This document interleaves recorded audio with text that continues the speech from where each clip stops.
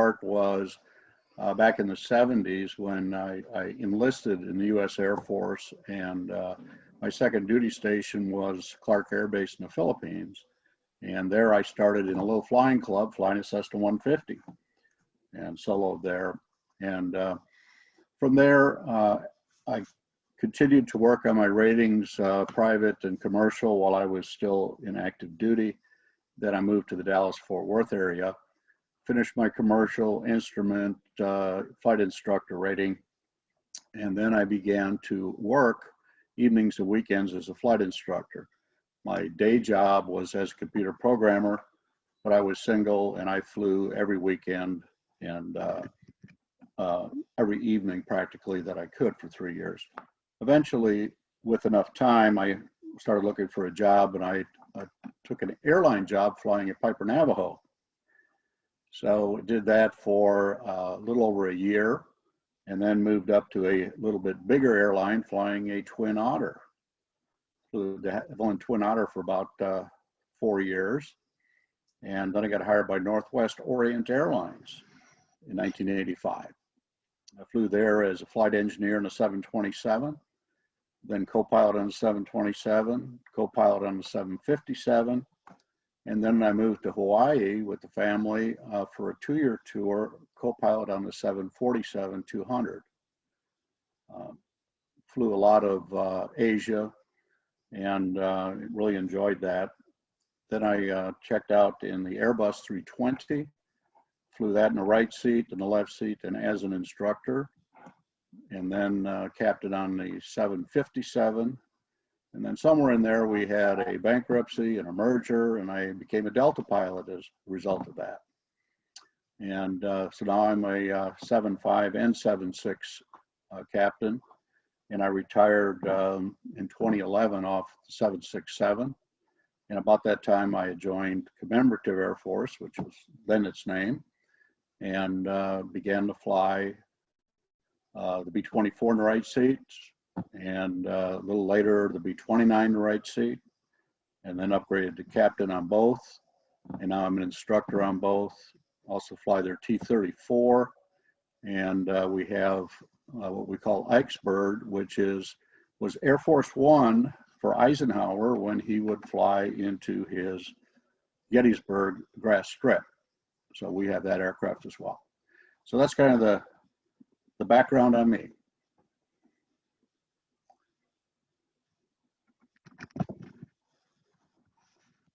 Up my volume here a little bit. So how many, can we ask questions now? Oh. Yes. Okay, how many hours have you got then? I'm relatively low time for an airline guy. Started late, so I've got 22,000 and something. My goodness. How much time did it take you to convert to the B-29? Because that's a very interestingly big, complex airplane, isn't it? Right. I think the biggest hurdle for me was when I started out in the B-24, having no radial engine time, no warbird time, and very little in the way of tailwheel time. And we basically consider these aircraft as flying much the way that tailwheel aircraft fly. So learning how to operate that throughout a summer or two was the biggest step. And once I kind of got that figured out, then the others were progressively easier, you know, to get over to the left seat and get up to speed, and same in the B-29. But initially, you know, you can't, if you're just jumping in, it's a big deal. And of course, I see that now as an instructor where we're recruiting new people, and you put them in there and say, okay, here goes. You know, you try and prepare them as best you can. Wow. Out of the two, which one do you fly the most? The B-24 or the B-29? Amazingly enough, last fall at one of the tour stops, I picked up my logbook and I looked, and I had precisely the same amount of time in both airplanes, which was like 321 hours. You know, I mean, it was just odd. But so I have slightly more, I think, in the 29 this year. 'Cause I did fly it this summer, and the 24 was not operating this year. But in that range, 325 hours in each. And what's your favorite? Which you prefer to fly out the two? I know you probably would like both of them because they're both beautiful aircraft, but you know, your main preference. Well, you know, when the 29's on the ramp and you're not flying it, you're jealous. Okay. But the 24 is a little more fun to fly from the perspective of you're flying it and you're working the engines and, you know, you're running the show. And it's a little more nimble and not quite as big of a challenge to operate around on the airport and all that. You know, it's not quite as big of a production. So each has its advantages, and that's a good thing because you don't mind going from one to the other. Like last year at Reading, I would fly one for a ride flight and I'd get in the other one and do it and fly the air show in one or the other. And once you've done it a few times, that's not as big as a challenge as it sounds, but they each have their individual idiosyncrasies. Cool. Cheers. You must feel very claustrophobic when you were flying a T-34 then, as opposed to a B-29, I should think. Well, the T-34's got this nice bubble canopy and it's great visibility. So it's not a problem. You know, it's a little underpowered. We have the original 225 horsepower engine in it. But otherwise, in fact, I'll be flying that Tuesday and Wednesday of this week, giving a guy a check ride. And it's fun, it's nimble. So. Do these aircraft take a lot of maintenance time? Are they down for a lot, or does one need a lot more than another? They both, speaking of the bombers, they both take a considerable amount of time during our winter maintenance break. For example, we'll start in November. This year, we started in November on the B-29, and we think we'll have it out the end of this week. I'll probably do a maintenance flight on it this week or next. This past week, we were snowed in and couldn't do anything. And that's pretty normal that you're doing like 4 months or 5 months. The previous year, we completely redid the radio work. And the year before that, we had a couple engine changes and so on. So it depends what the big items are, but you're always going to have at least 4 months of work on those. Now, having said that, what is absolutely amazing is we'll go out on tour, let's say in April, and these airplanes will not come back home until October, and they'll be running beautifully. Very little maintenance. You know, there's always the inspections, the checking, the adjusting, the lubricating, and all that.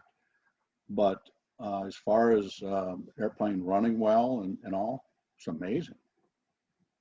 And is the availability of parts fairly good, or are they a job to find? They're a job to find. Your ability to find them depends on what you're talking about. All of them require a lot of money. So, for example, engine parts, you know, you're always reworking it, overhauling and so on. You know, as long as there's a cylinder that can be reworked, it's reworked. And so there are 2 or 3 engine shops in the US that can do a credible job with them. And we have a shop that works very well for us. And as long as we can provide the high enough pile of money, they can provide an engine. But there are some parts, like we just ran across this on the landing gear, the B-24, where we have to contract with somebody that's doing 3D, not printing, but machining and all, and having to reconstruct those parts just from a cast. And that's very expensive. So we're down to that in some cases. Do you have a lot of sponsorship for those parts from companies? Your local companies, do they support you great deal with buying parts, giving you money? You know, I wouldn't say local, but somewhere in like this outfit that's doing the machining, I think they are local. I'm not actually dealing with that. The maintenance department is, but others like our engine shop is up in Idaho, you know. So it's more of a warbird community. if you're looking for a gear motor or something, you know, there's exchanges within who's got this, who's got a recently overhauled one, that sort of thing. But mostly you're taking your equipment and you're having it overhauled, you know, on a regular basis. Thank you. Alan, given yeah, most seasons there are issues with air shows, incidents, crashes and whatever else. And we've had some difficult times in the UK where our Civil Aviation Authority have got very, very involved. You've had Boeing and the 737 MAX. Have the FAA in your maintenance side, have they been tougher in their agreements for the maintenance work you're doing? Has there been a big change, or is it sort of status quo? Well, the biggest change has come about because of a year ago, the B-17 loss in Hartford. I mean, that's the one that really got everyone's attention because it's very much in the same program that we're operating in. Yeah. There are all kinds of indications of, hey, we're looking at you closer, but we're also internally looking at our things and looking at our programs and making sure we're up to snuff. And the CAF, as long as I've been around, has been in a push to continually improve. And you know, we have our own regulations that are revised, you know, every year. And our programs are becoming far more what you would typically see in a corporate environment or airline environment. Not quite that far, but in that direction. So there are many things that we're doing now, best practices that maybe wouldn't have been done 10 or 15 years ago. And financially, that still works out okay for you. Clearly, you're safer as a consequence, but the costs tend to go up with that sort of regime, don't they?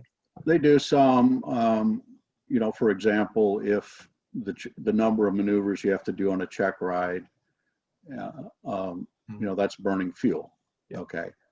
But you still have to run a good, safe operation, so that overall, it's sort of a wash. I mean, you've got a better operation if you're doing more training. Yeah. And all your people rise to the level you need to be at, clearly. Right.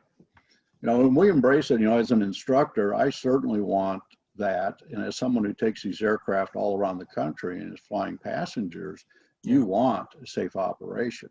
Absolutely. So you embrace those things. And for example, in this last 2 months, I've been doing a great deal of work on ground schools. I'm not the only one, but I'm involved in that. So the B-24 ground school is ongoing now. And we have 14 hours worth of material that we cover. Now we're doing it online, but that is far more than we did, say, 3 or 4 years ago. And similarly, our B-29 ground school will start on the 15th of March. And so similarly, we will have 20 or more presentations that are relevant to that. And I'm working on the manual updates, you know, improving, you know, some nuances in how we're doing maneuvers and so on. Yeah. So it's a big process. Important stuff. Yeah. Yeah. Right. Thank you. I saw within the last couple of days the Delta airline taking off, shredded its engine. Any scares like that for yourselves? Are you speaking about the one out of Denver? That was United? Or yes. Was it? Yeah, okay. United, I beg your pardon. Yeah. I don't know, you know, nothing just jumps out at me, but of course, when you're running number of hours on different airplanes you're flying, at some point you go, hey, this one's not looking good, you know, we'll ease back on the power and go land. That's more of what you see.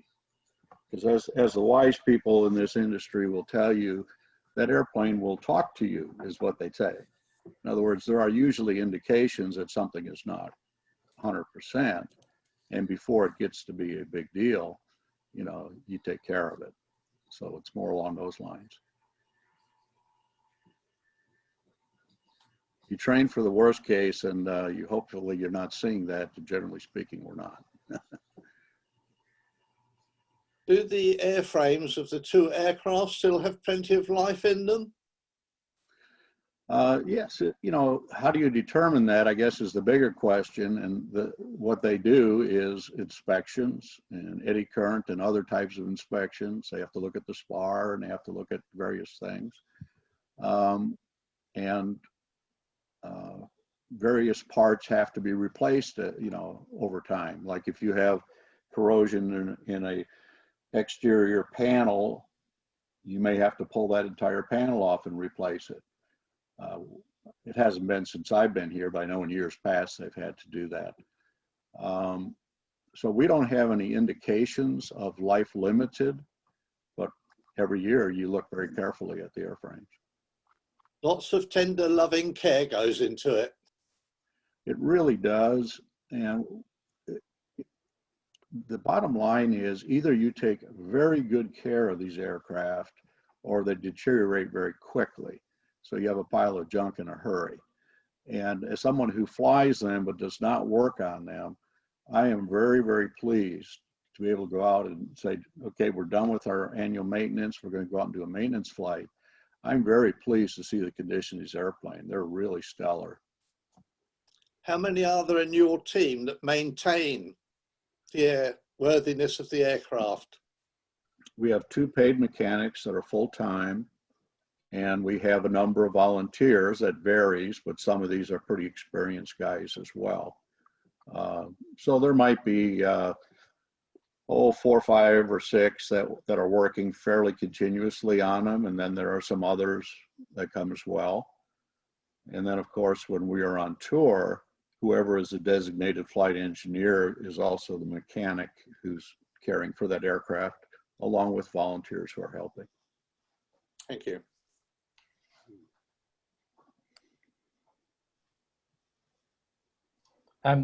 So the question I didn't ask yet is, when did you decide you wanted to be a pilot then?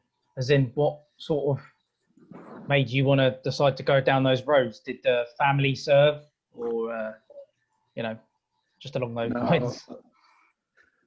Much of my career, my successes have come about in spite of myself. You know, I grew up on a dairy farm in Wisconsin, and a big family, didn't have a lot going on, and didn't have a lot of prospects. So I'd never had any lofty ideas of being a pilot, even going flying, you know, for that matter. But the draft came along and it was time to go to war, and I started looking around, and the Air Force looked better than the Army, so I went there. Even so, that didn't mean I had an opportunity to fly or even really thought about it until I happened to be in the Philippines, and I had a little time on my hands. I was driving my motorcycle, and they had our flying club, and I drove up the driveway and said, hey, what's this all about? And so I went on a little flight on a hot, muggy day, which it always is there. I remember being this little 150, and we're going along, you know, through the thermals. And the instructor looks at me and he says, well, what do you think? And I said, man, this is awesome. He thought I was going to be green, I guess. But anyway, from there, it just, you know, one step, one foot in front of the other. For example, shortly after I started the flying, I had signed up for a ground school, but I received my orders to ship out. And I called them up and I said, hey, could I get my money back? I'm shipping out. And it was one of these little questions a guy asked that changed my life. The guy said, when? And if he hadn't asked the question, I probably wouldn't be here today. I said, oh, it's going to be in about 6 weeks. He goes, well, hell, you got plenty of time. Take the ground school. And then I did, and then I soloed.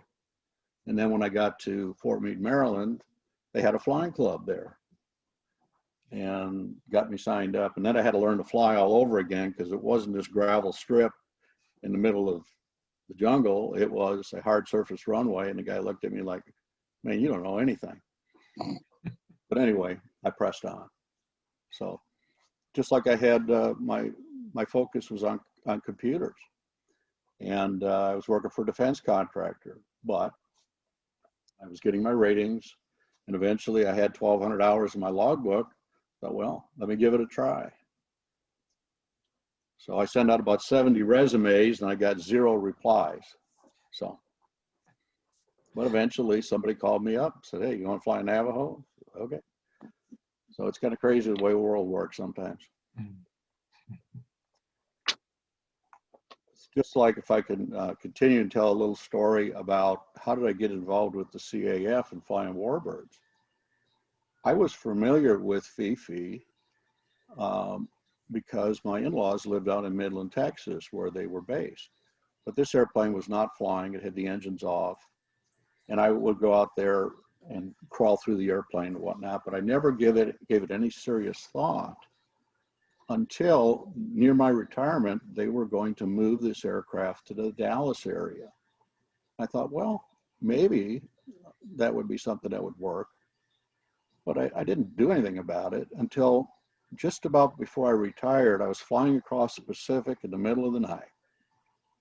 And the third pilot that was on board, guy I didn't know, he happened to be, he was a Delta pilot, and I was a quote Northwest pilot. And he started talking about the warbirds that he flew. And sure enough, so he was involved, and he flew all kinds of fighters and everything. And we started talking about FIFI and all, and he said, you know, you ought to call him up because you can go fly it. And I said, well, there's all kinds of people want to fly that airplane. So now, you know, if you can tour and you can do this and you can do that, you can fly it. So I called the guy up and he says, yeah, come on out. So I came out and I swept the hangar floor a couple of times. I grabbed a few wrenches, helped out on Lil a little bit. And one day I was standing around with the guys and he goes, you know, I really need a co-pilot on the B-24 for next week. I haven't got one. I put my hand up. Okay. Well, be in Midland on Saturday and we'll get you your 3 bounces and away you go. So it's amazing how that works sometimes. It really is.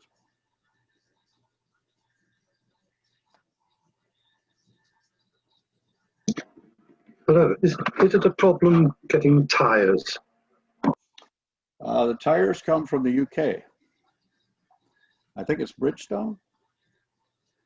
And the way that happens is all of the warbird operators get together and decide how much they can afford, how many they need every year or so. And they go to the manufacturer with an order. And for a tall pile of money, like about $4,000 per tire, you can have one. They actually, we actually recap if we have good casings, and the recaps last quite a bit longer than the originals do. They have more rubber on them. But it is a problem for us. It is a big expense because without anti-skid, without spoilers, without a lot of things, it's very, very easy to flat spot a tire. And you can flat spot a new tire just as easily as an old tire. And so if you want to become famous or infamous, just hit the brakes too hard. Thank you.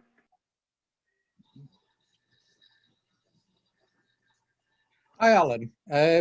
What's the operational history of both the B-29 and the B-24? What sort of service did they see? And after Second World War, were they restored, or what was the history of them?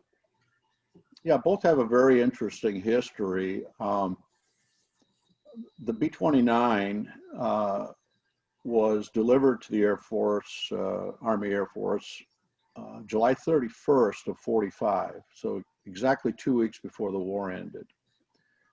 So it never went overseas, but it did remain in the inventory, amazingly enough, for about 10 years. The precise date that it was parked is a little bit indistinct, but it was about 56 in that range.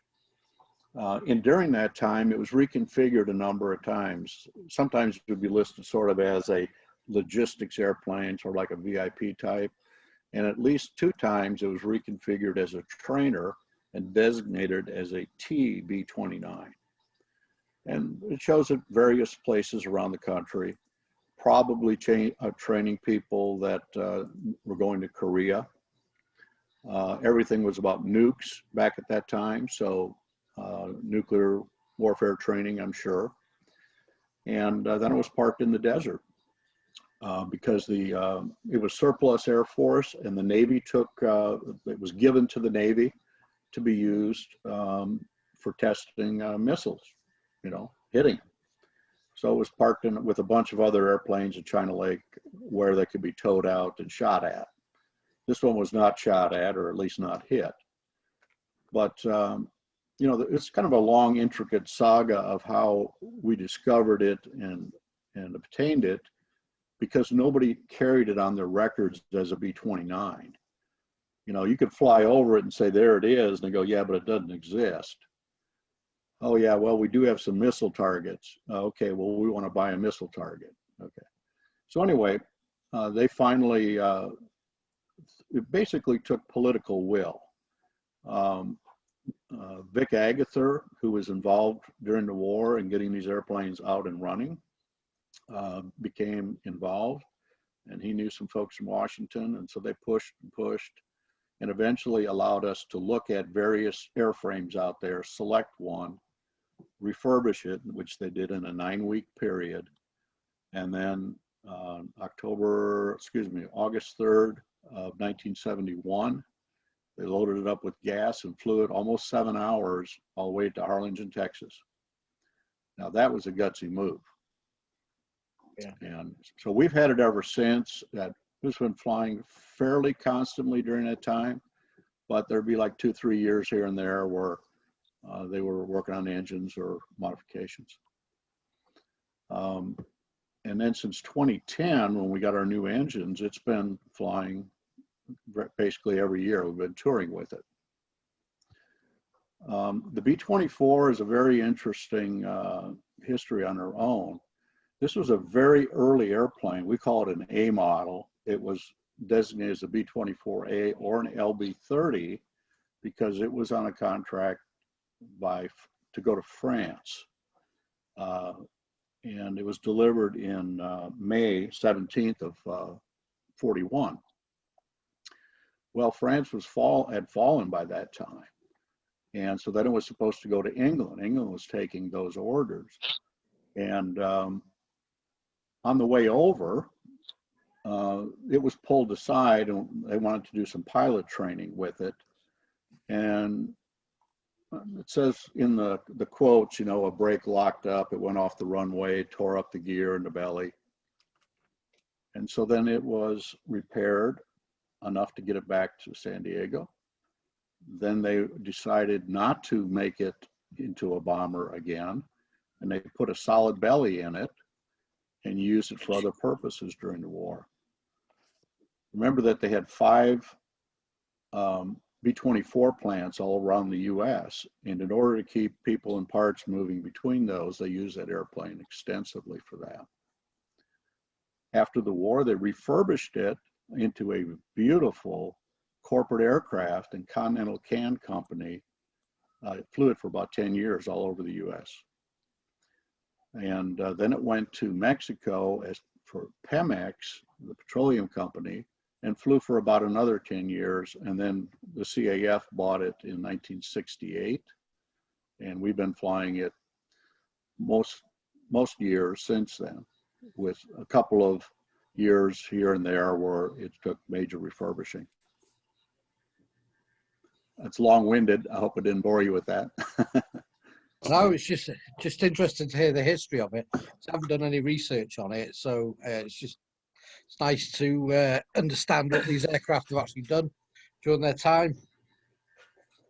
Yeah, the 24 particularly has had a lot of refurbishing because, I mean, it was a fancy corporate aircraft and had windows in the side, which were actually put in during the war years, and of course, no armament. And then after we got it, we flew it around that way for a while, and then slowly started to bring it back more toward its bomber status. So its paint job now is camouflage. We have the 50 cal in the nose. We've got the 50 cal side window, tunnel gun, tail gun, and so on. But we have not restored the bomb bay because that would be a massive structural change. And then we couldn't use it for the purposes that we use it, which is passenger rides. So it's sort of an in-between setup now, but it looks very nice. So Thank you. you're welcome.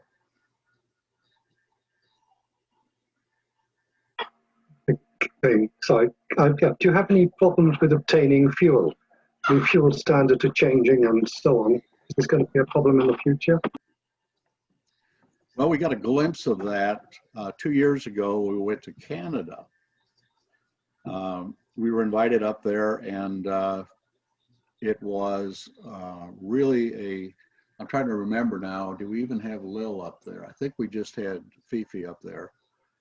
And didn't really think too much about it, but avgas is not readily available. And nor are long runways. So a lot of times we would be scrambling a bit, or you'd have to really be paying attention to what your divert fields would be. Because even something like the main airport at Toronto, no avgas. Or you go to an airport that has a big World War II museum, no avgas. However, in the US, it's not been a problem at all. We burn 100 low lead, same as everybody else. The only issue is price. You know, when it's $3 a gallon and you're burning 400 gallons an hour, that's a lot of money. And when it's $5 or $6 a gallon, it's a whole lot more money. So we've experienced those problems. So. Thank you. On that basis, Alan, have you managed to secure a deal with an overall supplier at a good rate, or do you just have to take it as it comes at each airport? It's a little bit take it as it comes. What we generally find is that if you're buying 2,000 gallons of gas, they're willing to give you a discount. Yeah.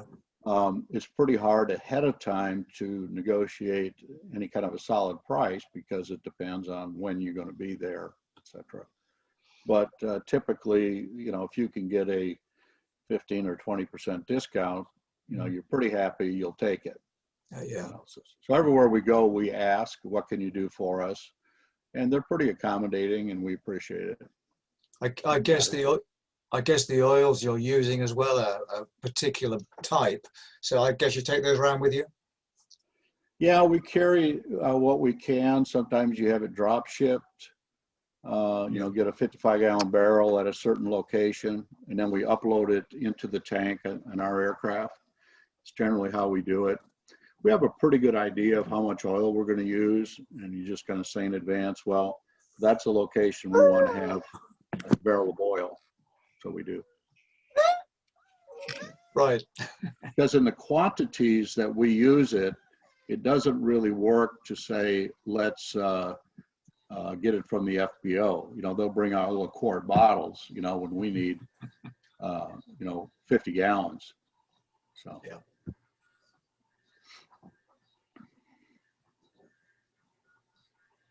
So when you're on tour with the 24, how many people come with it? Your support crew plus your air crew?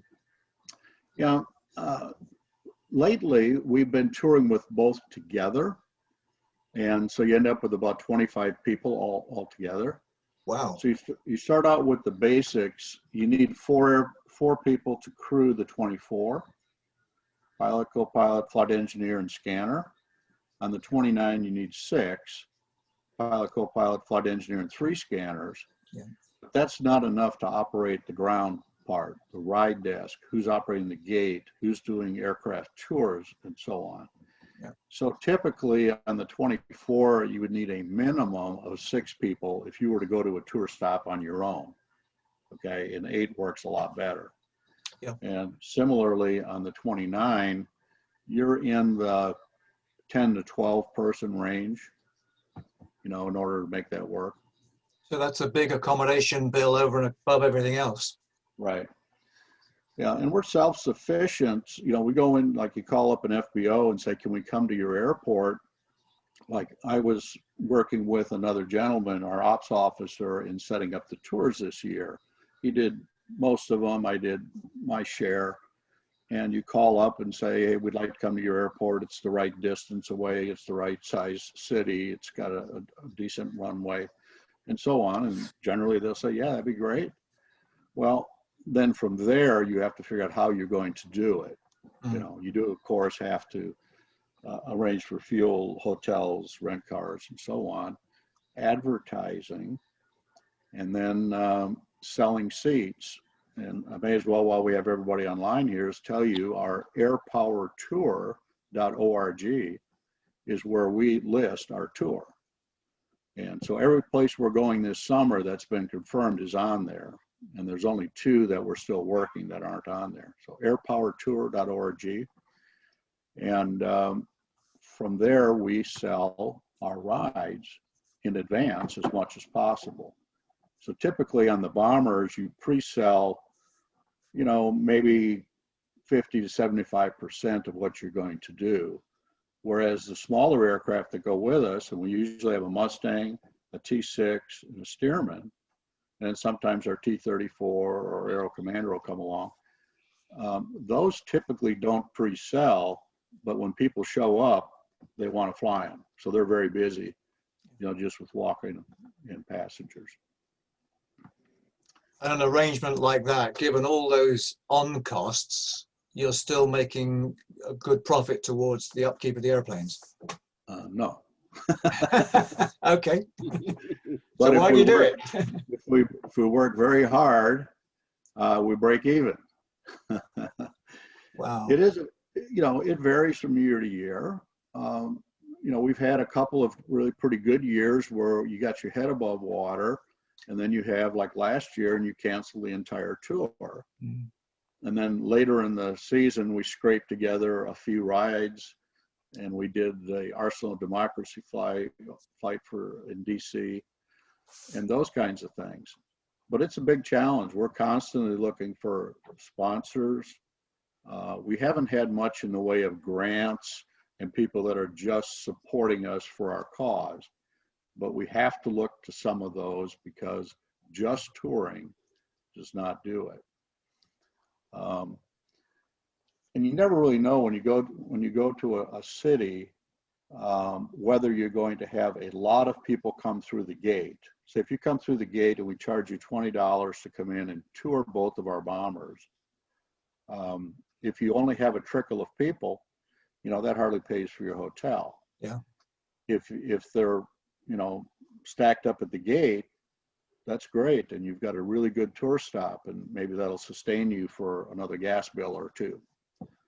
So why do we do it? Because we have a mission that we think is really important, and it is not to have the airplane parked in a museum. Yeah. Take these out to the people. And we have been so fortunate in the 10 years I've been involved, it is still possible to have the veterans who flew these aircraft come out to the airplane. And I'll tell you what, that'll inspire you.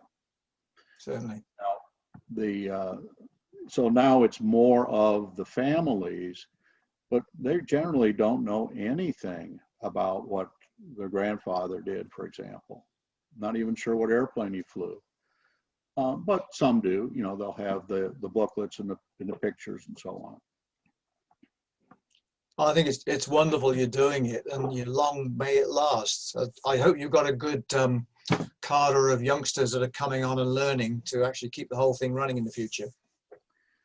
You know, this year we made a concerted effort to do some recruiting because we've been pretty short on people that are experienced enough to do it. And like tomorrow morning, I'm going to take 3 young guys through the cockpit because they've been chosen to check out as co-pilot on the B-29 this year. And they are all certainly well less than me in the ages. You know, they're probably in their 40s perhaps. And so, and they're very enthusiastic and they really get it. And so we've got a pretty good cadre of people finally who we can point to and say, you're it next year or the year after or whatever, you know, because I'll do this a little longer perhaps, but not long. So. What a privilege for those youngsters to be able to do it and be trained by someone like yourself and your colleagues. Yeah, it's you know, when you're trying to recruit them, you're trying to find somebody like that who understands the mission, not just, I really want to fly your airplane. You can find those guys everywhere. Yep. But do you want to fly it for the right reason? And are you willing to contribute your efforts to our mission? And so one of the rewarding things has been this year, because we have a new set of officers that came in, and I'm newly as an executive officer, and you know, a new operations officer, and so on. And so instead of us just doing the ground school that we've done every year for the last dozen, we are saying, let's just do a little part of it, and let's grab some of the newer guys and say, you're responsible. And they have stepped up really well, done some really good work. And so that's encouraging. Then you feel very comfortable in saying, I'll let go of the reins, you know. Yeah. Thank you. Good questions. Can I get you to expand on that one, Alan, please? The three guys that are coming along, what's their experience? Are they airline captains, obviously, presumably four-engine qualified, etc.? What are their qualities they're going to bring to it? Not four-engine. I don't think any of them have any four-engine time. I was lucky just to have it in the 747, but most, you know, it doesn't really apply. If you think of the three, one of them had airline experience, flies the Stearman, knows a lot of tailwheel experience, instructor. They all have a variety background, like flying the T6, in addition to flying a heavy aircraft. And there's value in that. You know, what's the biggest airplane you've ever flown?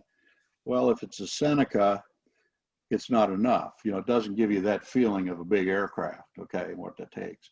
If you only are flying the jet, that's not enough, even though that was kind of my background. I had a GA background, but I didn't have round engine, whatever. So it took me a while to get it figured out. And we don't have the time and money to spend on people. So all of them have a, like another guy's got, you know, he built his own RV, plus he instructs in tailwheel, and he's flown corporate, and he's flown a bunch of other aircraft. So you look at these people as being well-rounded, very active. You know, if you've only flown 25 hours in the last year, you're not it. You know, you're looking for somebody who's really engaged in aviation. And the other sort of insidious thing is you have to be involved in the GA world, or general aviation world, where here you're flying under visual flight rules, airspace, working with the tower, traffic patterns, and all that. If you're only flying airline, you don't get it, okay? And so that matters. So things along those lines. Okay, thank you. Sure. Supplementary question. I take it you probably weren't involved with Diamond Lil when she came to the UK back in the early 80s? No, I was not involved. She was there in '92, I believe, and I was not there for that. I was a little bit involved in the process for the planning to have all the C-47s that came over for D-Day last year. And it was kind of early on in that process. I don't fly the C-47, so I was a little bit out of my league to start with. But I could see what's all involved in that. And I basically said pretty early on, I do not want to be one of the guys on the C-47 going across the Atlantic. It's just not my deal, you know. I've stuck my neck out in this direction and that direction. I don't want to do it there. And I mean, my hat's off to the guys who did it. They did it and did it well.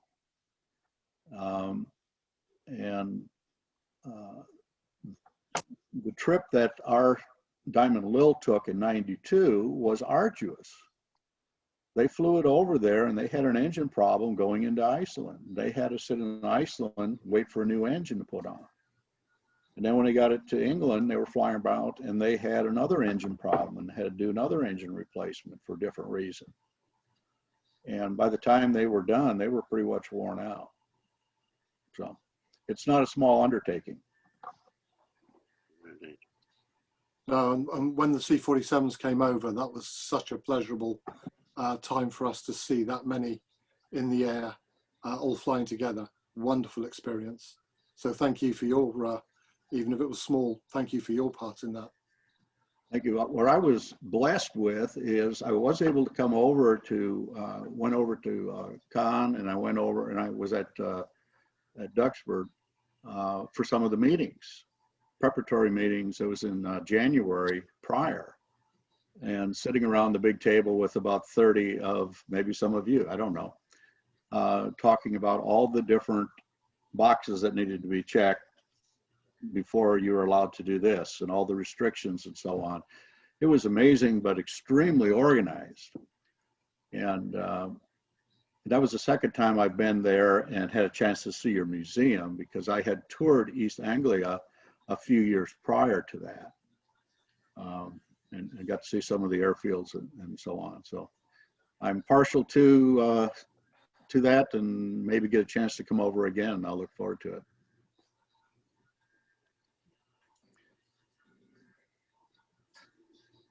I got some questions.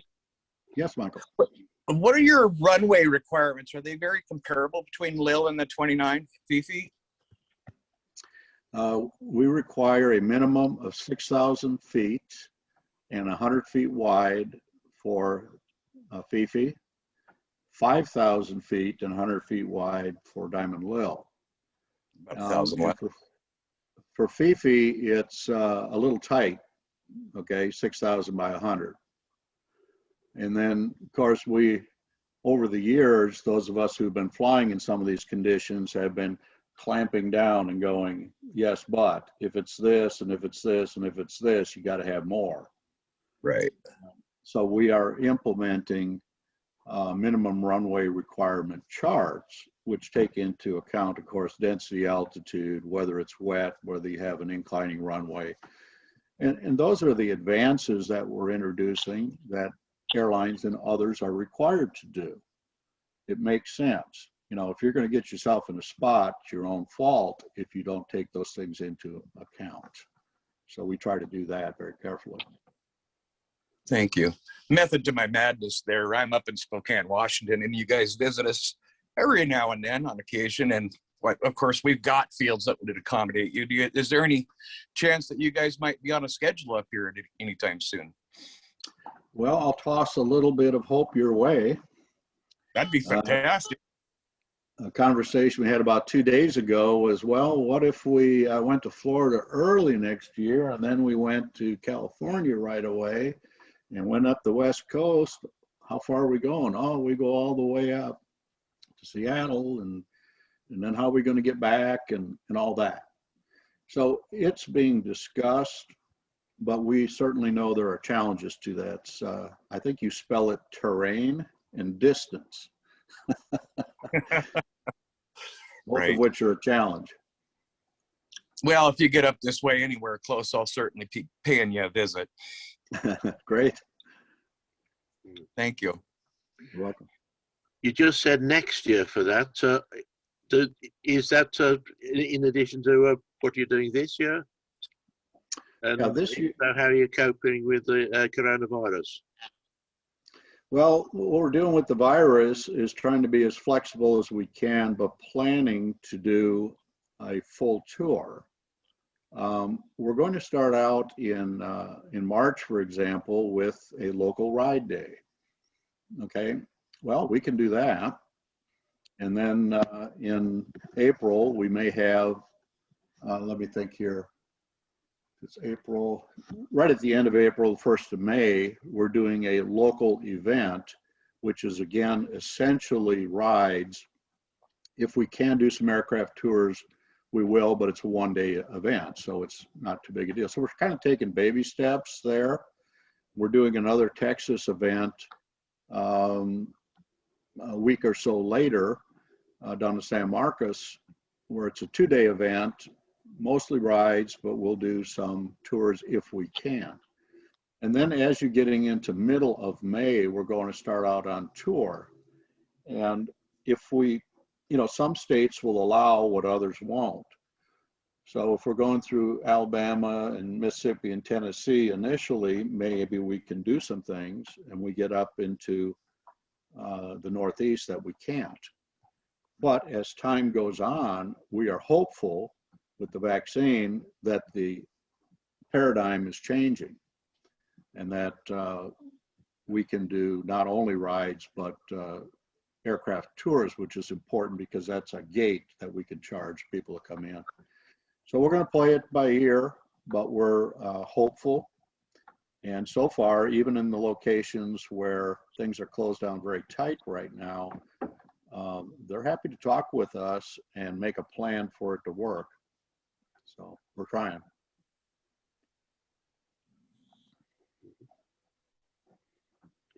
Has there ever been a sort of British warbird that you've ever would like to have a go on? Sort of. Well, a few years ago, I talked about Canada, and I was not actually at the National Warbird Museum up there in Hamilton this past time, but I was a few years prior. I had Diamond Lil up there. And it's an impressive, that was the year before they brought it over to the UK. They were making their plans and so on. And it's an interesting airplane. It's a huge airplane, yet when you crawl into it, it's very confined, as you may be aware. I don't know. But my hat is off to those guys because they're flying this airplane. It's a tailwheel aircraft that has no locking tailwheel, no steering tailwheel. It's full swivel. And that is a handful. And so I'm impressed with those guys. But no, I don't want to fly it. I did fly in semi-formation with it, I think. Can I ask, if you don't mind, is Diamond Lil the only airworthy Liberator at the moment? You're talking about a B-24? I didn't hear the last part. Yeah, B-24. Is it the only one airworthy? Oh, there is another. It is called Witchcraft, and it is owned by Collings Foundation, who unfortunately had the B-17 accident. That is a J model that had been in India and then made a long trek back to the US, was rebuilt and so on. But they have that fully restored to the J model inside and out. And I've crawled through it once. I was quite impressed with, the gun turrets and all that. I'm sure that makes it a handful to fly. I have not flown it, even though technically I'm checked out to fly it. And I don't know how much touring they're doing this year because they have not been able to have their passenger rides restored. At least I don't think so. I'm not in their organization, but I don't think they have. It was very sad to see. I think it was 909 was the Fortress, wasn't it? That had the accident. Yes. Very devastating. Yep.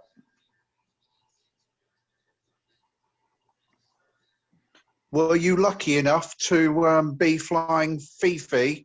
I saw, I think, maybe a couple of years ago at an air show in the United States where you flew with the other B-29 doc. I flew with, well, let's put it this way. First time we were together was in Oshkosh about 4 years ago or so. And I flew FIFI into Oshkosh that year. I'm not a formation rated pilot, so I did not fly with Doc, but I was able to be there and then watch all that. And then a year later, we had a gathering at Great Bend, Kansas.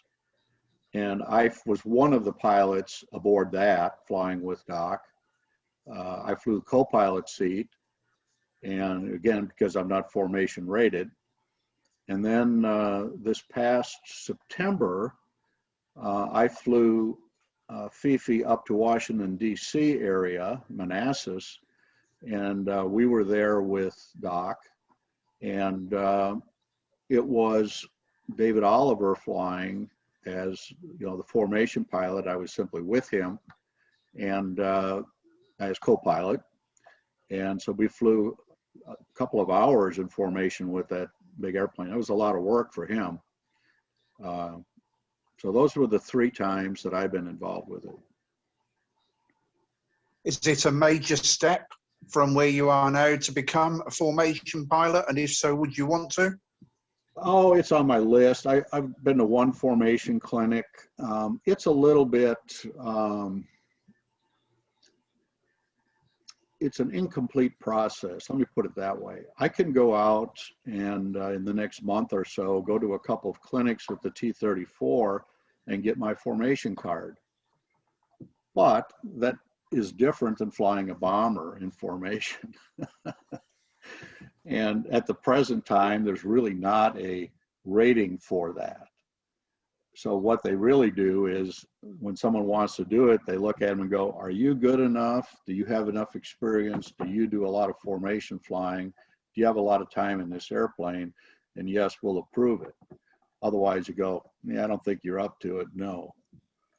So it hasn't been a burning desire of mine. And our T-34 has been down for a couple of years. So even though I had started the process, I never completed it.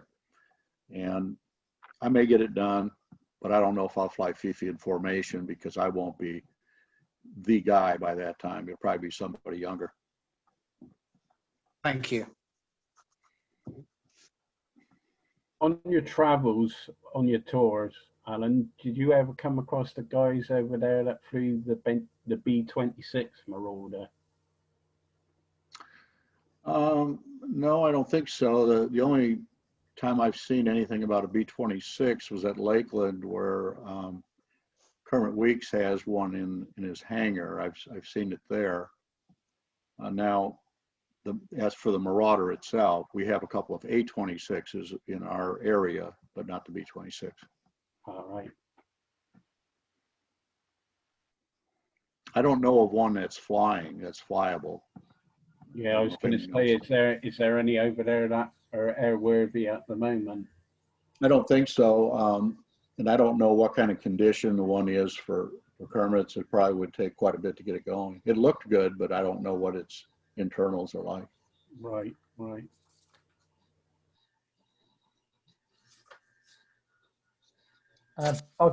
There's a question on here from one of the guys that's not got his camera on, but he asked, what are the chances of bringing either the B-24, B-29, or both to the UK? Would that ever happen?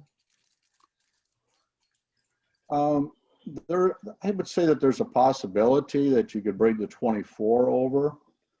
It's a much bigger step to bring the 29 over for a couple of reasons. One is money, because if you're going to bring the 24 over, you basically need to replace our season that we would do in the US, in addition to the fuel and everything else. And you kind of have to know that up front that you can do it. And I don't care how badly someone wants it to happen. If you say, well, we need $1.2 million up front, people are probably not going to do that, or it's a tough way to do it.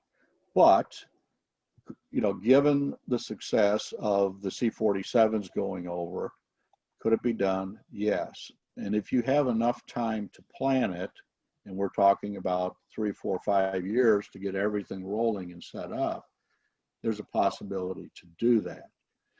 B-29 has a somewhat different issue in that you have all of those doubled cost-wise, but you also have the issue of the inability to cross-feed fuel. We no longer have a center tank fuel system in the airplane. And so if you had an engine problem, it would get very serious because you could not transfer fuel as needed. So you would have to redo all that, and that's very unlikely. Okay, thanks. I had another question I just thought of. Oh, stepped on you. Originally, the 29 was one of the first pressurized bombers. Is it still capable? Do you still have that possibility to run it pressurized, and or do you run it pressurized still? We do not, and we do not have the super turbochargers on it, which were used to pressurize it. Oh, I didn't know that. Okay. It's just way more equipment, maintenance, weight, and so on, and fatigue on the airframe. Absolutely. And we have no real reason to be flying it high, so we don't. Neither does Doc. Right. Thank you. Just a point of information on the Marauder. The what was then the Confederate Air Force did have one, but he crashed in 1995, killing several people. Yes, it was a middle, and I'm generally familiar with the accident, but I'd forgotten that it was actually the Marauder. That Oh, I didn't realise that. It was a B-26CT N5546M. Just that was a real tragedy because some of the real experienced people were on that airplane. Yeah. Yeah, I saw it at the show in 1984. Hi, Alan. Can I ask how many passengers you take in the B-29, and where do they sit in the Bombay area? We take 10 passengers on each of the aircraft. On the 29, we have 5 seats up front. So we have the Bombardier, who's the expensive seat and the best seat. You know, if you want a view, you've got a view. Then the seat right behind me is called the flight observer seat. So he has a good view of myself and the co-pilot and the flight engineer. And that's next. So they run about $1,600, maybe $1,300 for that seat roughly. And you can find that on our website. And then we have the navigator position kind of behind him. He sits at the navigator's table. And to his right is radio operator position. And then kind of between the two is another seat back there we call the aft cockpit seat. All of those are really good seats simply because once we are, you know, gear up, flaps up, we let the passengers move about. So the Bombardier stays in his seat, but everybody else can move around back there and get a good view of the flight engineer working and pilots and so on, take videos and whatever. In the back, we have 5 passengers, and they have a large compartment back there with airline type seats. But once we let them up, they can go into what we call the barber chair, which is the central fire control chair they can sit on and have their head into the bubble looking 360 degrees around. They can sit by the scanner blisters, look out each side. They can go all the way back to the tail gun position, crawl back there. First of all, there's an APU area with an open window normally. They can look out, take pictures, or they can crawl all the way back to the tail gun position. And that's a very strange thing to be back there, flying backwards. You turn around and look forward and you see the elevators and horizontal stabilizer ahead of you. But it's, you know, whether you're in the front or the back, you get quite an experience.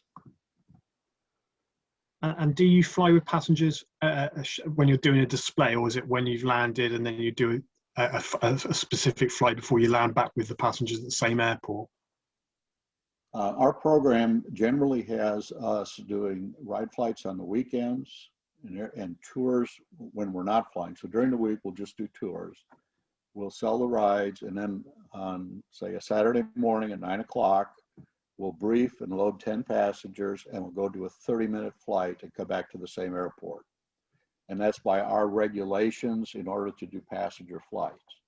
And then when they have a chance to talk and review and so forth, then we'll brief up and load up another load of passengers and do a second ride flight. And then on Sunday in the afternoon, generally, they can do tours of the aircraft.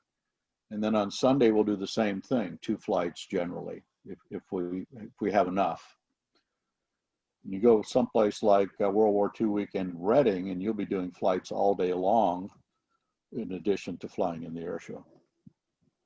Lovely. Thank you very much, Alan. Thank you. Yeah. Good questions, guys. I appreciate it.